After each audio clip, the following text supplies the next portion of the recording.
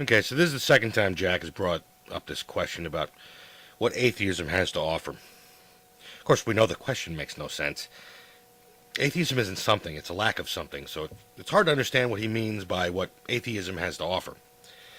What I think Jack is really asking, though, is how an atheist worldview can compete with all the positive things he sees in his religious worldview. Atheism, of course, cannot offer him anything in place of these things. Atheism is the rejection of a belief, not a belief itself. And likewise, what it can offer is limited to what it might entail to reject a theistic belief. This isn't a problem, however. I've noticed that all the positive effects that people credit religion with have equal and opposite negative effects that atheists are able to avoid altogether. So let's look at some of the positive things I've heard people attribute to religion. I would imagine that a belief in an afterlife in heaven is comforting. But for most theists, this carries with it the equal and opposite belief in hell. So here atheism can offer a lack of belief in both heaven and hell. Believers might not recognize this as an equal offer, but trust me, not believing the story about the lunatic God of the Bible and his eternal torture chamber is more comforting than you might think. The idea that an omnibenevolent God has a plan is a great way to explain away all the suffering, cruelty, and injustice in this world. What is suffering anyway when everything happens according to the will of an all-loving God? Suffering isn't suffering at all. Nature isn't as callous and unfeeling as it seems. And the responsibility for all this unpleasantness can be handily delegated to a God to be sorted out. This is a benefit that is offered by religion, but there is an equal and opposite benefit to the rejection of that idea.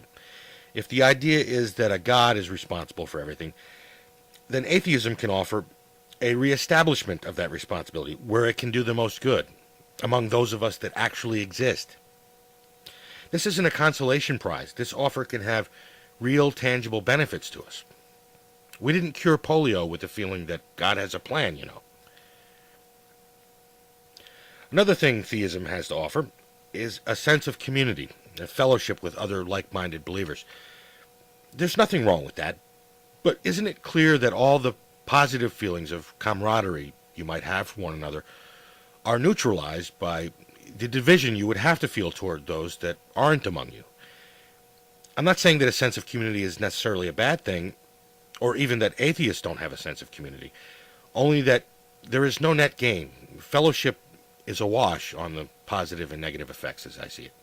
And in this case, it's a wash when it comes to its availability to both theists and atheists.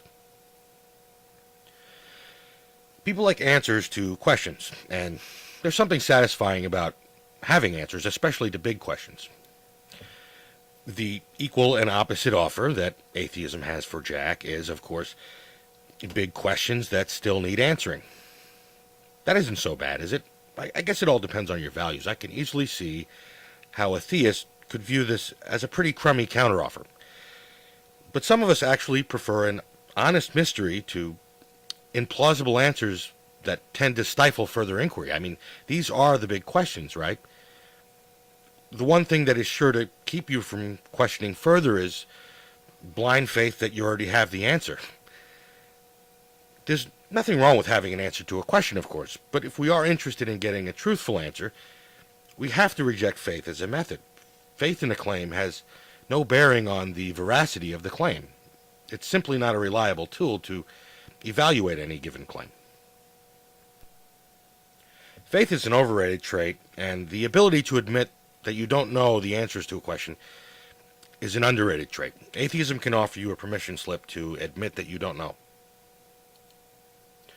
The last few ones I have here, I'm just going to put up in text because some of them I've already done videos about, and they don't require much explanation. What can atheism offer you, Jack, in place of the, quote, benefits, end quote, of your religion? The absence of those benefits can be a benefit unto themselves.